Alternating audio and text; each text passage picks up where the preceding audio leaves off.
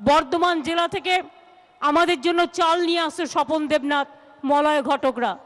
সুভাষিস ভট্টোপাধ্যায়রা বাঁকুড়া থেকে তারা কখনো শশা নিয়ে আসতো, কখনো আমার বীরভূম জেলা থেকে কেউ একটু কোনো রকম আলু পটল নিয়ে আসতো। আর আমি এই দেখেছি হুগলি জেলার মা বোনেরা সেদিন চাল, চিড়ে, মুড়ি সব মায়েরা ঘরে ভেজে দিয়ে যেতেন। আমি ভুলবো না, হুগলি জেলা বলুন, হাওড়া জেলা বলুন, বাঁকুড়া বলুন, পুরুলিয়া বলুন, মেদিনীপুর বলুন, দক্ষিণ চব্বিশ পরগনা বলুন, উত্তর চব্বিশ পরগনা বলুন, নদিয়া বলুন, উত্তরবঙ্গ বলুন, সর্বত্র সকলের সহযোগিতা আমরা একবার নয় বারবার পেয়েছি। এবং বারবার পেয়েছি বলেই মনে রাখবেন আমরা সবাই এই আন্দোলনটা করতে সাকসেসফুল হয়েছি। আজকের এই খুশির দিনে আমার খুব মনে পড়ছে হাজারচুরাশির মা মহাশ্বেতাদির কথা। আমার যখন আন্দোলন চলছিল, অনশন আন্দোলন, আমি গতকাল লেখাটা শুরু করেছিলাম। আজকে তিনি বেঁচে নেই, কিন্তু বই আমার বেরোবে জানুয়ারি মাসে। আমি গতকাল থেকে লিখতে শুরু করেছি, মহাশ্বেতাদিকে দিয়েই শুরু করেছি। এবং যখন অনেকে ভাবছিল আদৌ আন্দোলন দানা বাঁধবে কিনা, আদৌ আন্দোলন জমি মানুষ ফিরে পাবে কিনা, প্রদীপদা, পূর্ণেন্দুদা, দোলা, অমিতদা সবাই জানে সেদিন পশুনরা। আমার মনে আছে যখন 10 দিন পেরিয়ে গেছে, সারাক্ষণ ভয়ে ভয়ে থাকতাম আমরা কখন পুলিশ পাঠিয়ে আমাদের আন্দোলনটাকে ভেঙে দেবে। সেই সময় একদিন আমাদের অনশন মঞ্চে এলেন মহাশ্বেতাদিকে নিয়ে কবি সুমন। এবং সেই দিন মহাশ্বেতাদির যে ভালোবাসা, যে আশীর্বাদ, যে শুভেচ্ছা আমরা পেয়েছিলাম তার কোনো তুলনা হয় না। সেদিন আমার মঞ্চে টিপু সুলতান মসজিদের বরকতি সাহেব ছুটে এসেছিলেন, যেমন ধর্নায় এই আমার ইমাম সাহেব ছুটে এসেছিলেন। এই রকম মনে রাখবেন, আজ মহাশ্বেতাদি থাকলে সবচেয়ে বেশি খুশি হতেন। আজকে তিনি নেই, কিন্তু তাকে আমরা শ্রদ্ধার্ঘ্য নিবেদন করছি আজকের এই সুন্দর দিনে, আজকের এই স্মরণীয় দিনে। মহাদি, আপনি যেখানেই থাকুন আশীর্বাদ করবেন, এইভাবেই যেন মানুষের জয় হয়, এইভাবেই যেন মাটির জয় হয়, এইভাবেই যেন মানুষ বেঁচে থাকে তার কাজের মধ্যে দিয়ে। আমরা খুবই কৃতজ্ঞ। মনে রাখবেন, মাটি জীবনের বড় সম্পদ। মাটির মাঝেই আমাদের যত লড়াই, মাটির মাঝেই যত সংগ্রাম।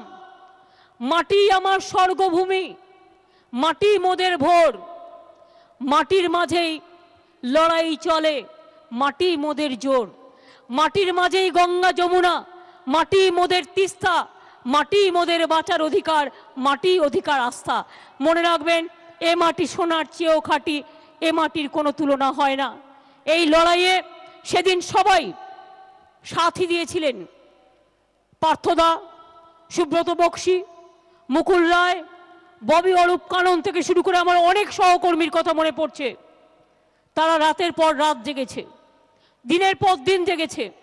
এমন একদিন হয়েছিল যেদিন আমি নিজেই জানতাম না যে আমরা কেউ বাঁচব। সেই অবস্থার মধ্যে দিয়ে এই আন্দোলন আমরা গড়ে তুলেছিলাম।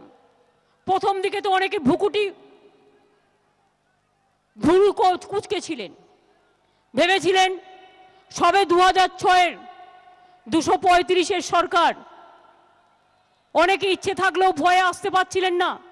সোমনাথ বাবুরা বসে আছেন, আমাদের প্রফেসর, আমাদের বৈজ্ঞানিক সুজয় বসু বসে আছেন, পাঁচুদলা বসে আছেন, সবাই ছিলেন সেদিন।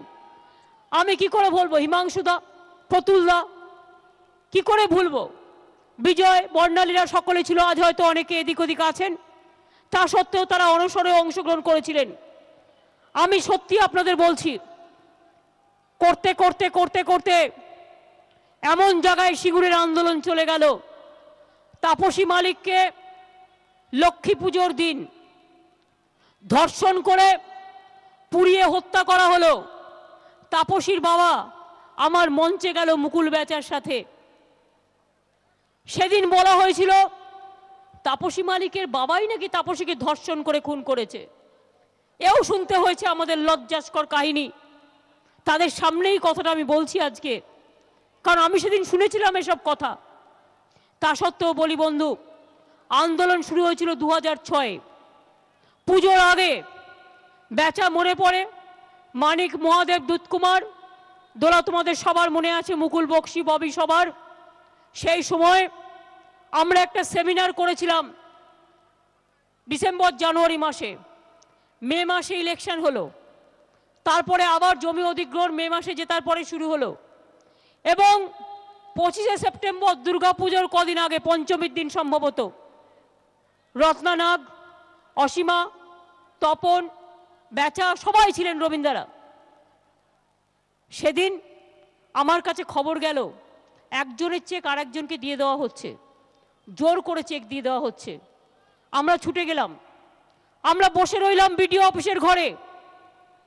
মধ্যরাত হয়ে গেল, মধ্যরাতের পর শুরু হলো অমানবিক অত্যাচার।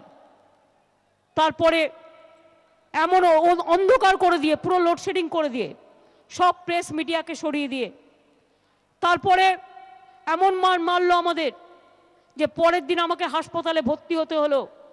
এতদিন বলিনি, আজ বলছি, সুদর্শন ঘোষ দস্তিদার, আপনি কি এসছেন? এই তো সামনে আসুন। সুদর্শন দার আন্ডারে সেদিন আমি বেলভিউতে ভর্তি হয়েছিলাম। পরীক্ষা নিরীক্ষা করে বলল তোমাকে লাইফ সেভিংস রেডি রাখতে বলেছে। আমার পালস হয়ে গেছিল 44, এমন মেরেছিল আমার বুকের মধ্যে রক্তস্খলন হয়েছিল, ঠিক কি ঠিক না? এবং সেই রিপোর্ট আমার কাছে এখনো সযত্নে রক্ষা করা আছে। কাজে এসব দিনের কথা ভুলবো না। দুর্গাপুজোয় সিঙ্গুর আসলে আমার কাশফুল দেখতে ইচ্ছে করে, সেই কাশফুল দেখতে পাবেন সিঙ্গুরে। কাশফুলের এক সুন্দর, এক স্বর্ণালী শিউলির মেলা সিঙ্গুরে ঢুকলেই দেখতে পাবেন। এত উর্বর জমি ছিল।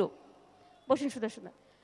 বলছি এই কারণে, সেই 25শে সেপ্টেম্বর হলো, তারপরে চলতে লাগলো।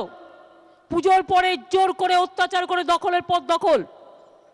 2রা ডিসেম্বর আমি গিয়েছিলাম ইসলামপুরে বাই ইলেকশন করতে, আর সেই সময় সিঙ্গুরে ঢুকে ঘরে ঘরে মা বোনেদের ওপর অত্যাচার হয়েছিল। যখন অত্যাচার হয়েছিল, সরকারি অত্যাচার, তখন আমি ইসলামপুর থেকে ফিরে আসছিলাম। প্রত্যেক রাস্তায় রাস্তায় আমাকে আটকে যেভাবে সেদিন অত্যাচার করা হয়েছিল, এবং ভোর রাতে আমাদের গাড়িতে তেল ছিল না। আমরা সিঙ্গুরের কাছে একটা পেট্রোল পাম্পে, ন্যাশনাল হাইওয়েতে পেট্রোল নিতে গিয়েছিলাম। সেখানে পর্যন্ত আমাকে গাড়ি থেকে টেনে নামিয়ে হিঁচড়ে একটা পুলিশের গাড়িতে তুলে যেভাবে মারা হয়েছিল, অত্যাচার হয়েছিল, আমি জীবনে ভুলবো না। তাই সেদিন আমি ঠিক করেছিলাম, হয় বাঁচবো নয় মরবো, হয় গণতন্ত্রের জয় হবে, প্রতিবাদের জয় হবে, তা নাহলে বেঁচে থাকার কোনো প্রয়োজন নেই। 3 তারিখে প্রদীপদাকে বললাম, কৃষি জমি বাঁচাও রক্ষা কমিটির প্রেসিডেন্ট ছিলেন, প্রদীপদা আমি অনশনে যাব।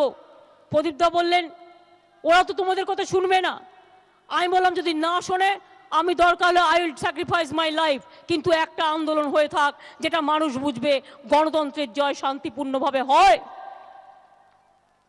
3 তারিখে আমরা সিদ্ধান্ত নিলাম, 4 তারিখ থেকে অনশন শুরু করলাম, আর অনশন ভাঙলো 29 তারিখে। আজকে বড় বড় কথা বলে, বক্তৃতা দেন যারা, আমার পূর্ববর্তী সরকারের বন্ধুরা, কোনো কথা বলার অধিকার আছে তাদের? একবার ফিরে তাকায়নি। তখন ছিল আমার ইউপিএ সরকার দিল্লিতে, আর কংগ্রেসের প্রাণভোমরা ছিল সিপিএম দল। কেউ সেদিন তাকিয়ে দেখেনি, খোঁজ রাখেনি।